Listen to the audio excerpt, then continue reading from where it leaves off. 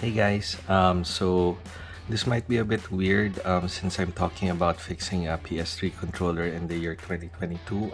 But basically, what happened was my son wanted to play some old Spider-Man games, and we resurrected our PS3. But as soon as I plugged in this controller, it's random keys would press. So basically what we had to do is I'll show you in this video exactly how we fix that. So let's start. Now let's go into like the quick tools that you need. First of all, to open it you need a typical Phillips head screwdriver, the small one, right? I'm using the Xiaomi one, so it's easier for you to like find out like which heads you would need. And then just basic old tweezers, and then to clean the contacts I'm using WD contact cleaner. You can also use alcohol if you don't have the WD-40, and then Q-tips, right? So that's about it. No, so let's get started and let's fix this thing. All right, let's start by taking out the 1, 2, 3, 5 screws in the back.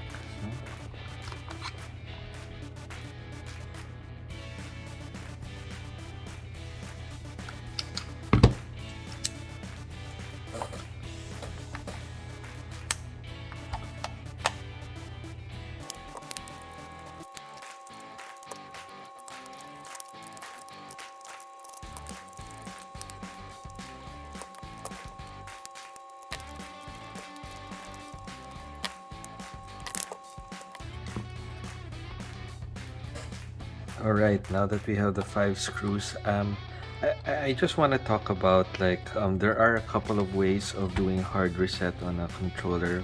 One of them is actually, if you can see the small hole in the back, if you hold that down for like about 5 to 10 seconds, your controller should reset. Like these lights will start blinking and then it will reset. The other one is, once we open up this controller, you'll see a battery inside, and if you basically pull out that battery for about, and then you leave it disconnected for about a minute, that should disconnect that should reset the controller. All right. So we have the controller out. So the first thing that you need to do is reset, take out the battery, of course. So in case you do need to purchase another battery, in case, I mean, this is pretty sure all your controllers are a bit old. I saw it in Lazada. It's like something like 200 pesos or about $4 here in the Philippines. But basically, if you guys can read that, this is model LIP 1472. It is a 3.7 volts, and it's only about 5,570 milliamps, so that's really small. Okay. Okay. Now, from here on, so you can see the rumble pack. So this rumble pack's a bit weird, no? Because you can see here, and this is a PlayStation Remote 3 controller that's never been opened. There are like 3 weights here for the rumble pack. There's only 1. Sorry, there's 4. Here there's only 1, so that's kind of weird. I'm pretty sure this was original as well when I originally bought it in Data Blitz way back when. So the most common issue and the the common fix of a PlayStation 3 remote that starts wonking out. Basically, it sorry. So what happens is you gotta take that screw out, and then you can see here that it's kind of pressed. It locks it in. So you just lift that up, and it should also pull out the. Okay, lift that up. It should also pull out the um, joysticks as well, right?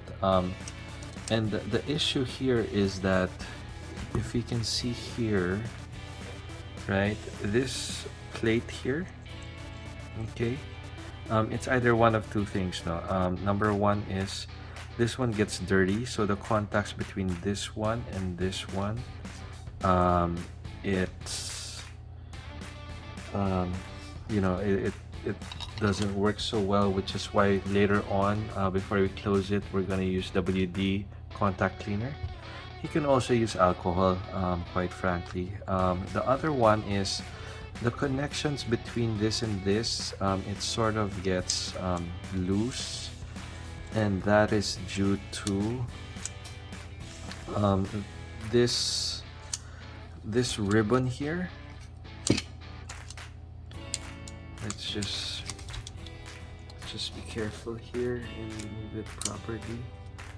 Okay, you see this rubber here, this pad, it gets how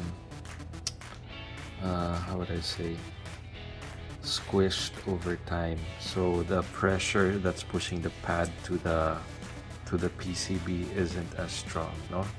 So what we're gonna do is we're gonna place like a little foam in the back of this.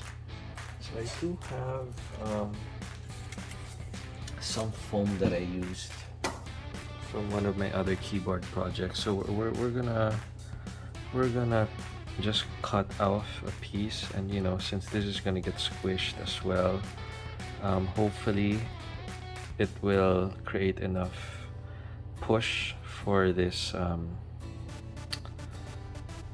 for the connector to be for the connections to be good enough, right? Okay, so if you can see here, so it's like doubled, right? So I'm pretty sure that this will work. So I got double-sided tape.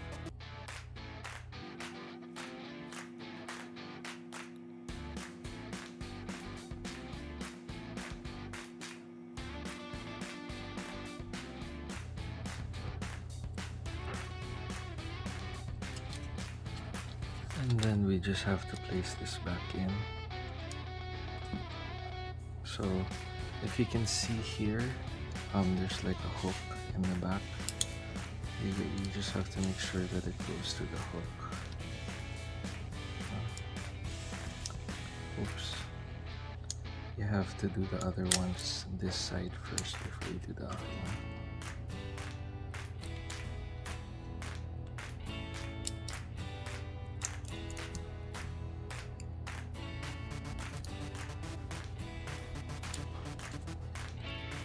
Alright. Now we get our contact cleaner. So what I like to do is I like to spray it onto a cotton bud, because there's like a lot of liquid that it squirts out, and you only need a little bit.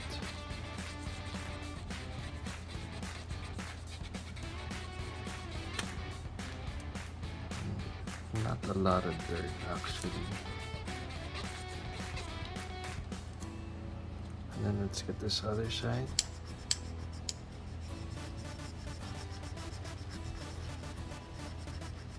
Once again, you can just use alcohol here as well, no?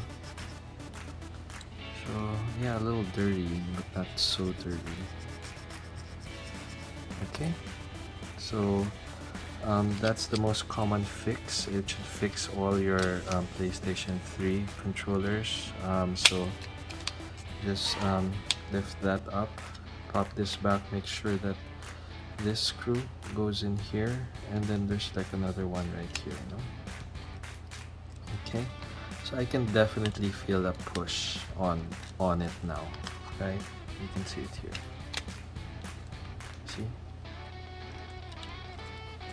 Okay, so let's go ahead and fix this. So you're just gonna have to take this out again, and then it just flips directly in here like that.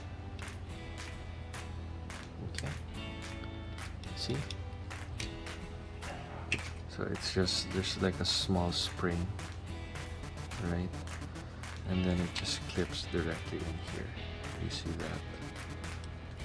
Just clips there.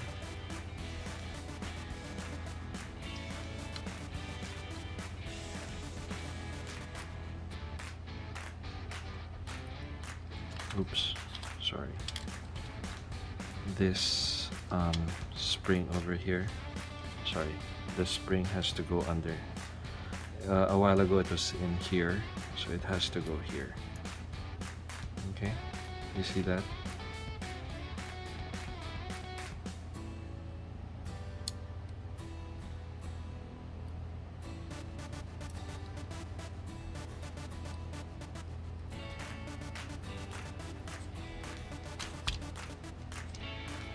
There. You'll know that it's correct if it works like that, right?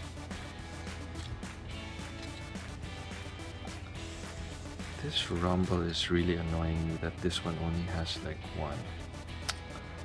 I wonder why. I wonder why it's like that. I wonder if we can take one out. Never mind. Okay. Oh, I almost forgot. You have to place one of the screws here. It's funny that that PlayStation only placed one screw. No, you'd think that they would secure the PCB more, maybe like one screw here, another screw here, right? But I guess this one is good enough to hold it back. Oh, almost forgot. Of course, we have to place in the battery. If not, it's not gonna work. Okay, and then that just clips in like that.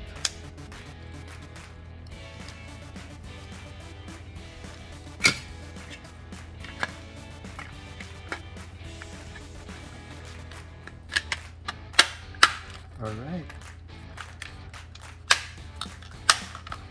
Okay, just make sure everything's closed. You can press the PlayStation button just to see if it powers on as well. Okay, and then place the 5 screws that we took out. Just place them all back in, just drop them in, and then we can just screw them one by one.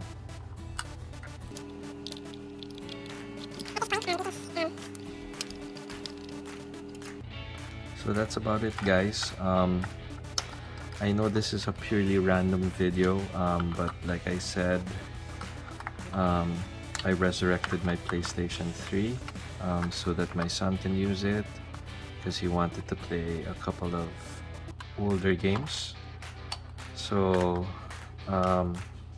here you go, no? So I hope that, you know, in the time of this pandemic, you know, I'm sure some people are resurrecting their PlayStations, and I'm sure the remotes have gotten a bit old. So this should fix your PlayStation 3 remotes, okay? And then once again, guys, don't forget to like and subscribe. I'll see you in the next video.